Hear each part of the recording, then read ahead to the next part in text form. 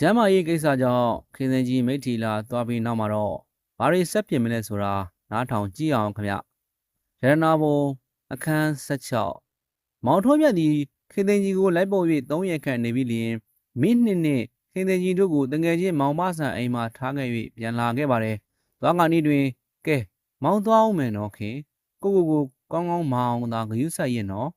သွားပြုံတော့မောင်ခင်မကြီးတို့လည်းမေမေကအပုံကြီးလွမ်းပါတယ်လို့ပြောပြပါရှင်ပြီးတော့လည်းပြီးတော့ပါလေမိမိကြီးကိုလည်းရှင်ကသွားပြီးတော့ပိုးမနေနဲ့ရှင်ဟုကြည်စားပြီးပြောသလိုလိုတကယ်ပြောသလိုလိုနှင့်ပြောလျင်မောင်ထွန်းမြတ်လည်းကြည်စားပြီးပြောသည်အောင်းမ၍ရေမောလျက်ပြန်လာခဲ့ပါတယ်အကယ်ပြောသည်မူအောင်းမေခဲ့ပါလျင်ခင်သင်ကြီးဒီကပြန်သွားလျင်ကလဲအိုစီးပြီးလဲမနေပါနဲ့ဟု၍မှားလိုက်ပြီးတကယ်တော့အံ့ဩမီဖြစ်ပါတယ်ရှင်နေမောင်မဆန်း၏အိမ်သည်မတိလာရေကန်နှင့်မနီးမဝေးတွင်ရှိသဖြင့်မောင်ထွန်းမြတ်ပြန်သွားသည့်ညနေ၌ခင်သင်ကြီးသည်မိနှစ်နှင့်အနှစ်ယောက်ထဲရေကန်သို့လမ်းလျှောက်ထွက်သွားကြပါတယ်။ရေကန်သို့ရောက်လျင်ခင်သင်ကြီးသည်ခွန်အားနှဲပါသည့်အခါဖြစ်၍အနေငယ်မူးဝေလျက်ရှိလျာမိနှစ်ကိုအိမ်သို့ပြန်၍နှာဘူးယူစီရန်ဆေလွတ်လိုက်ပါတယ်။ထို့နောက်ရေကန်ရှိရာခုံနှန်းရှိတစ်ခုပေါ်တွင်တယောက်တည်းထိုင်လျက်နေရမှခင်သင်ကြီးမှာငယ်စဉ်ကကဲ့သို့အသားရည်ကြည်လင်းနုပြိုခြင်းမရှိသည့်အပြင်မကြမ်းမမာသည့်အခိုက်အတန့်ဖြစ်၍ဖြော့တော့နွမ်းနယ်လျက်ရှိပါတယ်။သို့တော်လည်းရုပ်ရည်မှာအလွန်တရာမုံရည်လှ၍တစ်ကြိမ်မြင်လိုက်လျင်နောက်တစ်ကြိမ်ထပ်၍ကြည့်မိလောက်အောင်ရှိရသည်ကလမ်းလျှောက်သွားသူတို့သည်ခင်သင်ကြီးကိုမြင်လျင်တဲကျက်တည်းရှိတဲ့မျက်နှာကလေးပါလားဘယ်ရက်သူပါလိမ့်မထီလာသူတော့အမှန်မဟုတ်ပေဘူးဖြူဖြူစင်းစင်းရှိပုံကတော့အောက်သူနုနုညံ့ညံ့တိမ်တိမ်မွေးမွေးရှိတဲ့အမူအရာကတော့မန္တလေးသူတဲချောပါကလားဘာမင်းကြော်ပါလိမ့်စသဖြင့်အချင်းချင်းပြောဆိုလျက်သွားကြပါတယ်ခင်သင်ကြီးလည်းလမ်းသွားလမ်းလာတို့ဟာကြည့်လျက်နေသည်ရုံးစည်းရင်းနှင့်တူသောလူနှစ်ယောက်တို့သည်တောက်ပပြောင်းလဲသောအဝတ်စားတို့ကိုဝတ်ဆင်လျက်ဒုက္ကောက်ကလေးကိုရမ်းလျက်လာကြရာခေသိင်ကြီး၏အနီးသို့ရောက်လျင်ရဲတင်၍အရှက်မရှိသောမျက်စိတို့ဖြင့်စိုက်ကြည့်၍နေပါသည်ခေသိင်ကြီးအိန္ဒြေရှိလာသောမျက်နှာထားနှင့်မိမကောင်းပီတာသောအမူအရာကိုမြင်လျင်မျက်စိကိုအောက်ကျလျက်သွားကုန်ပါတယ်ထို့နောက်ကောင်းမွန်တည့်ရစွာဝတ်စားဆင်လျက်ရုပ်ရည်ချော၍ရင်ကျေးပွေရသောအမူအရာရှိသည့်လူတစ်ယောက်သည်ရှောက်လာခဲ့ရမှခေသိင်ကြီးသည်၎င်းလူကိုမြင်လျင်တကိုယ်လုံးတုံလုံးလျက်ဝမ်းသာရမိကဲ့သို့ဖြစ်ပါတယ်။၎င်းလူလည်းခေသိင်ကြီးအနီးသို့ရောက်လျင်စရဲနှစ်ယောက်ကဲ့သို့စားတော့ဝါတော့မိမလို့ရင်းနှင်းသောမျက်နှာသားဖြင့်မကြည့်ပဲယောက်ျားကောင်းပြီးရုပ်ရည်ချောသည်ကိုချီးမွမ်းသောမျက်နှာသားနှင့်သာလျင်တဲချောတဲ့မိန်းနှဲတစ်ယောက်ပါလားဟုအောင်းမိလျက်ကြည့်ပါတယ်။ချောလဲချောဝတ်စားပုံကလည်းဘိုးခတ်ဆန်ဆန်အမူအရာကလည်းတီတီတက်တက်ဘယ်နဲ့ကြောင့်တယောက်တည်းထိုင်နေပါလိမ့်အလိုဒီမျက်နှာငါမြင်မှုပါတယ်။အော်ဟူ၍တတိယ၍ခေစိန်အမိတ်တော်ရမင်းဦးထွန်းမြတ်ကြောမဟုတ်ပါလားဟုအနီးသို့ကဲ့၍မင်းလျင်ခေရင်ကြီးသည်ရည်ရည်ရောင်တောင်ဖြစ်လျက်ဟုတ်ပါသည်ဟုပြောပါတယ်လူချင်းမတွေ့တာအပုံကြီးကြပြီအခုလိုဘွားနဲ့တွေ့ရပြန်တော့တွေ့ရသည့်အတွက်ဝမ်းမြောက်တာနဲ့အရင်ကလိုပဲသွားပြီးတော့အောင်းမေ့မိပါတယ်ဟုပြောလျင်ခုံရှည်၏အခြားဆုံးနေဝင်၍ထိုင်လိုက်ပါတယ်ခေရင်ကြီး၏မျက်နှာမှာလည်းဖြော့တော်ချင်းကင်း၍ကျမ်းမာသောအခါကဲ့သို့ရုတ်တရက်ဖြစ်၍သွားသည်ကို၎င်းလူသည်မြင်လျင်ဒီလောက်ချောတဲ့မိမကိုမမြင်ရတာကြာလာပြီဟုအောင်းမိပါတယ်မထီလာကိုဘာကိစ္စနဲ့လာပါသလဲခင်ဗျကျမကျမ်းမာလို့ဆရာဝန်များကအဝေးမြို့မှာခက်တာသွားပြီးလဲရမယ်ဆိုလို့ကိုထွန်းမြတ်လည်းဒီကနေ့ပဲပြန်သွားတယ်ကိုတက်ညွန့်ဒီမှာနေတာလားဒီမှာမနေပါဘူးဟုတ်ပါကြည့်ရတာလဲအမတန်မမာတဲ့လက္ခဏာရှိပါတယ်ကျွန်တော်လည်းကံအားလျော်စွာဒီမှာရှိတဲ့အခိုက်တန်တာရှိရင်ခိုင်းပါကျွန်တော်ဆောင်ရွက်ပြစေဟုပြောပါတယ်ခင်သေးကြီးမှလည်းမောင်တက်ညွန့်ကိုတွေ့ရသည်နှင့်အဘဲကြောင့်အင်းများလောက်တုံလုံးရနေသည်ဟုမိမိကိုစိတ်လဲဆိုမိမိသည်မောင်တဲ့ညင်ကိုလုံးလုံးမိမိဟုအောင်းမိရမှယခုမှလုံးလုံးမမေ့သေးချောင်းကိုသိရှိရပါတယ်ကျေးဇူးတင်လာပါတယ်ရှင်ဆောင်ရွက်စရာတော့မရှိပါဘူးမိနစ်ကလည်းလာခဲ့လိုက်တာကျမပြန်ကြအောင်မယ်ရှင်အမိတ်တော်ရကြောကြည့်ရတာအမတန်နေမကောင်းမှုရလိုက်တာတယောက်တည်းပြန်လို့မတော်ဘူးမှတ်ပါတယ်ကျွန်တော်လိုက်ဖို့ပြရစီဟုပြော၍ခင်သင်ကြီးနှင့်အတူလိုက်လာလျင်ခင်သင်ကြီးမှာမောင်တဲ့ညွန့်နှင့်ဆွေမျိုးနှိဆက်လဲတော်သည့်အဖြစ်ကိုတတိယ၍မလိုက်ပါနဲ့တော့ဟုအတင်းညင်းဆန်ရန်ကသဖြင့်လိုက်ရန်ခွင့်ပြုလိုက်ပါတယ်ကျွန်တော်တို့မဝင်းလုံကူကြော်ကြီးနဲ့များတွေ့သေးသလားဝင်းလုံကြီးနဲ့မောင်သက်တင်ကလေးတော့တခါလာလဲကြပါရဲ့ဝင်းလုံကြော်နဲ့တော့တခါမှမတွေ့ဘူးကျွန်တော်လည်းသူတို့နဲ့ဟိုတုန်းကလေးကတခါမှမတွေ့ရသေးဘူးကျွန်တော်လည်းမိထီလာကိုမနေ့ကပဲရောက်တယ်အလဲပဲလားဟုတ်ကဲ့အလဲပဲဆိုတော့ကျောင်းနေပဲတငယ်ချင်းတယောက်ကဒီမြို့မှာမြို့ကိုဖြစ်လေတော့အလဲလာခဲ့ပါဆိုလို့မရောက်ဘူးတာနဲ့လာလဲပါတယ်ဘယ်နည်းကြာမယ်အောင်းမိတယ်လဲမပြောတတ်ပါဘူးမနေ့တနေ့ကဒီကနေ့တရက်ရှောက်လေတာနဲ့ပဲအတော်နှံ့သွားပါပြီ ဒီမျိုးကလည်းမျိုးကလေးကိုရန်ကုန်မန္တလေးတို့လိုလဲစရာပတ်စံမပေါ်တာနဲ့နှစ်ဖန်လောက်ပြန်မယ်အောင်းမေ့မိတာပဲနှစ်ဖန်ဘရဲထားနဲ့လေအခုတင်ကတော့ပြန်မယ်အောင်းမေ့မိတာပဲအခုတော့လေပြန်ရင်စိတ်မရှိပြန်ဘူးဟုခေသိန်းကိုကြည့်လျက်ပြောရင်းပင်တဲခိုရအိမ်အနီးသို့ရောက်သဖြင့်ခေသိန်းကြီးကဟောကျမတို့တဲတဲ့အိမ်ရောက်ပြီဟုပြော၍အိမ်တွင်းသို့ဝင်၍သွားရာမောင်တန်းညွန့်လည်းဆွေမျိုးတော်ဆက်သည့်အောင်းမေ့၍မဖိတ်ခေါ်ပဲအိမ်တွင်းသို့ဝင်၍လိုက်သွားပါတယ်အိမ်တွင်းသို့ရောက်လျင်အမိတော်ရမင်းမောင်မဆန်နဲ့အမိတော်ရကတော်တို့မောင်တန်းညွန့်ကရွှေဘုံမှာရှိတဲ့ခင်တို့တော်ဝင်းလုံတော်ကကျွန်တော်နဲ့မောင်နှမပါပ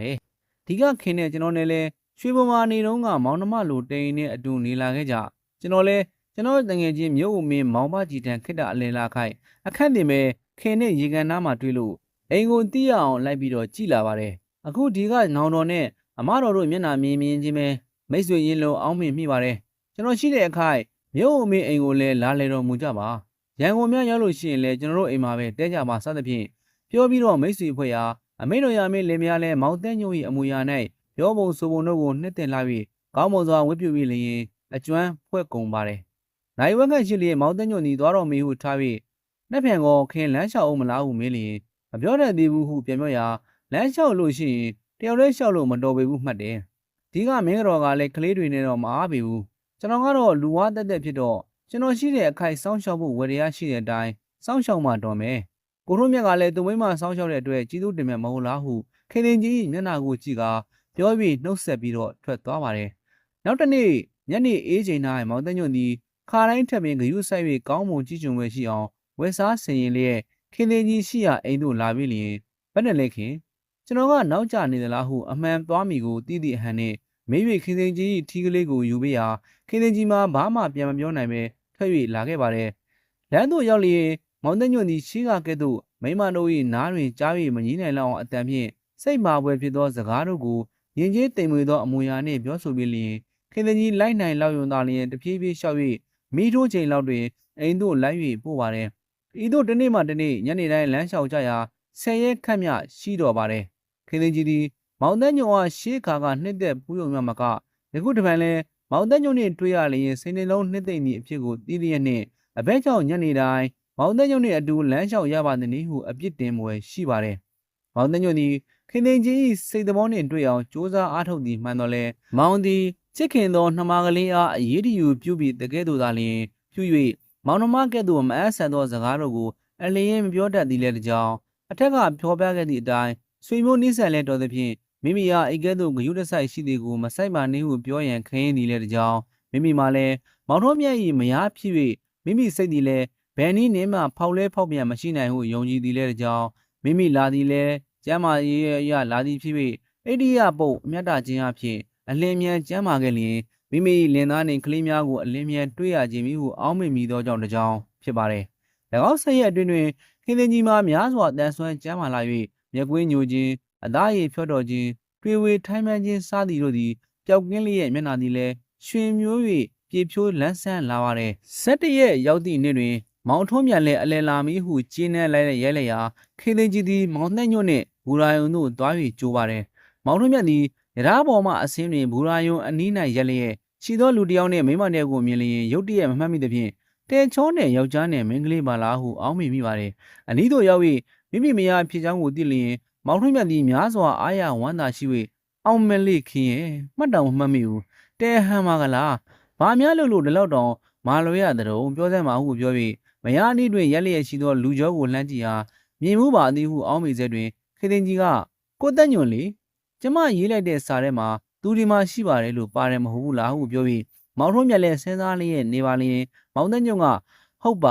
ကျွန်တော်လည်းဒီမှာအလယ်လာတဲ့အခိုက်နဲ့အခက်သိလို့ညနေတိုင်းခင်လမ်းလျှောက်တိုင်းလိုက်ဖို့ရပါသည်ဟုပြောလျင်မောင်ထုံးမြတ်လည်းအလွန်တရာကျေးဇူးတင်ကြောင်းပြော၍အိမ်သို့သွားကြပါတယ်အိမ်သို့ရောက်လျင်မောင်တက်ညွန့်လည်းနှုတ်ဆက်၍ပြန်သွားရာဘယ်နဲ့လဲပြောသမ်းမအောင်ခင်ရဲ့မာလွယ်လာကြီးလားကျုပ်ဖြင့်ဒီလောက်ရက်နဲ့ဒီလောက်ထူးတဲ့ဟာလို့ပြောလို့တော့ယုံမယ်မဟုတ်ဘူးတဲကောင်းတဲ့မိထ္ထီလာပါလားဟုပြောလျင်ခင်တင်ကြီးမှာမိထ္ထီလာကောင်းရင်မဟုတ်အခြားအကြောင်းကြောင့်ဖြစ်သည်ဟုအောက်မေ့မိသောကြောင့်မျက်နှာပြက်၍မိမိကိုယ်ကိုမိမိစိတ်ဆိုးလျက်ဘာကြောင့်လဲမပြောတတ်ပါဘူးရှင်ဒါနဲ့ကလေးတွေအားလုံးမာကြရန်တော့မိမိများတတိယရပါသလားခင်မောင်ကလေးကတော့ဘာများမှားလိုက်သေးတယ်လဲဟုမေးရင်မောင်ထွန်းမြတ်သည်ရေလျက်တနေ့သားလေးကဘာမှတတ်လိမ့်မှလဲခင်ရဲ့ခင်မကြီးကဖြင့်မ မိမိလွမ်းလာပြီတဲ့အမှားလိုက်ရှာတယ်သူတို့လွမ်းတာလဲဘာဟုတ်သိလဲခင်ရင်စသဖြင့်ရေမောပြောဆိုကနေကြပါတယ်နောက်တစ်နေ့နေ့၌မောင်သိညွန့်သည်အိမ်သို့လာ၍မောင်ထွန်းမြတ်မောင်ပါဆန်တို့နှင့်အရရသတင်းတို့ကိုပြောဆိုရေမောလျက်နေကြရင်နာယီတဝက်ခန့်ရှိလျင်မောင်ထွန်းမြတ်သည်ဤသူကအလွန်စကားပြောကောင်း၍လူမှုရေးရာ၌ကျွမ်းကျင်ဟန်လက္ခဏာရှိသည်ဟုအောက်မေ့မိပါတယ်မောင်ထွန်းမြတ်လည်းမိမိမရှိသည့်အခါ၌မိမိမယားကိုဆွေမျိုးနှိစက်တော်ကားများနှင့်ဤများလောက်စောင့်ရှောက်ပေးသည့်အကြောင်းကိုသိ၍များစွာကျေးဇူးတင်နှင့်မန္တလေးသို့အလဲလာပြစ်ခဲ့ပါလျင်မိမိအိမ်၌တဲခိုပါဟုပင့်ဖိတ်ပါတယ်ထိုကဲ့သို့ယောက်ျား၃ယောက်တို့သည်အဲကန်း၌စကားပြောလျက်နေကြစဉ်ခေသေးကြီးမှာမိမိအခန်းပရင်းပေါက်တွင်ထိုင်လျက်လမ်းသွားလမ်းလာတို့ကိုငေး၍ကြည့်နေရင်မိမိ၏အဖြစ်အပျက်ကိုစဉ်းစား၍နေပါတယ်ခေသေးကြီးသည်မောင်တန်းညုံကိုမြင်ရသည့်အတွက်၎င်း၏အတန်ကိုကြားရသည့်အတွက်နှလုံးသားနှစ်သိမ့်ရင်ဖြစ်သည်ကိုသိရကာဤတည်သောအမှုရာသည်စိတ်၌ပင်ဖြစ်သည်မှန်တော်လဲမိမိခင်မောင်ထွန်းမြတ်အားပြင်မာပြီးတကယ်တော့ရှိလေတော့သည်ဟုအောင်းမိမိ၍မိမိကိုယ်ကိုမိမိအပြစ်တင်လျက်ဤသို့မဖြစ်ရန်ကြိုးစားရှာပါတယ်တို့ရာတွင်ဤသို့ဖြစ်ခြင်းသည်မိမိတို့အတူ၍ဖြစ်ရသည်မဟုတ်အလိုမတူသည့်အပြင်မှားချောင်းကိုလည်းသိလျက်နှင့်အလိုလိုဖြစ်တတ်သောသဘောကြောင့်ပါဟုနှိမ်နှင်း၍မရနိုင်ပဲရှိပါတယ်တို့ရာတွင်ခင်းသိန်းကြီးမှာမယား၏ဝတရားကိုမေ့လျော်၍မောင်တက်ညွန့်နှင့်ဖောက်လဲဖောက်ပြန်ကြံစီမိတော်ခြင်းမိဟု၍ကအလင်းစိုးရင်ခြင်းမရှိပါဘူးမောင်တက်ညွန့်ကိုမြင်၍မောင်တက်ညွန့်အတန်ကိုကြားရသောအခါ၌စိတ်နှလုံးတုန်လှုပ်၍ဝမ်းသာပြီးတကယ်တော့ဖြစ်လီကိုပင်မခံကျင်သောစိတ်သဘောတွင်ရှိပါတယ်မောင်တက်ညွန့်ပြိုင်သွား၍မောင်မဆန်လည်းရုံးသို့သွားလျင်ခင်းသိန်းကြီးသည်မောင်တော်မြတ်ရှိရာသို့ထွက်လာ၍ခင်တခုခွင်တောင်းမရစီမောင်ခင်တောင်းတာခွင့်ပြုမယ်လို့မောင်ကဂရိထားမှလားဘာတောင်းကျင်တယ်လဲခင်ရဲ့ပြောပါဒီလိုလည်းမပြောဘူးဂရိထားမှပြောမယ်မောင်တက်နိုင်တဲ့ဟာဖြင့်ခွင့်ပြုပါမယ်ပြောတာပြောပါခင်ဒီမှာနေရသမျှကာလပတ်လုံးမောင်နဲ့အတူတူနေပါရစေမောင်မပြန်ပါတော့နဲ့ဟုပြောလျင်မောင်တို့မြတ်သည်အံ့ဩသောမျက်နှာသားနှင့်ကြည့်လျက်ဒီလိုတော့ဘယ်ဖြစ်နိုင်မလဲခင်ရဲ့မောင်မကအမှုရချိန်းတွေကလည်းရှိတယ်ရှစ်ကြီးခိုးပါရဲ့မောင်ရဲ့မောင်မပြန်ပါနဲ့တော့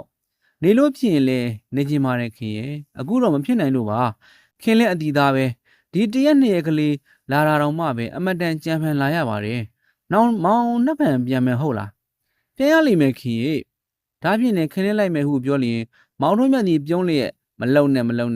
က်ဖို့လဲမောင်ကခွင့်မပြုနိုင်ဘူးဒီရောက်တာ15ရက်လောက်ရှိသေးတယ်ဒီလောက်တောင်တိတိတာတာကျမ်းမာလာပုံတော့နောက်15ရက်ဆိုရင်ကောင်းကောင်းပြောက်မှာပဲ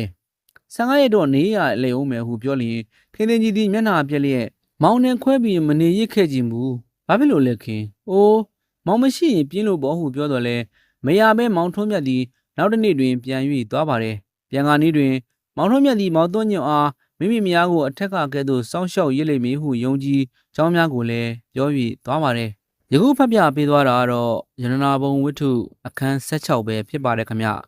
ဝတ္ထုလေးကိုကြိုက်နေတဲ့လို့ရှိရင်ကျွန်တော်ရဲ့ channel လေးကို like and subscribe လေးလုပ်ပေးသွားကြပါဦးခင်ဗျဘေးပြားတွေ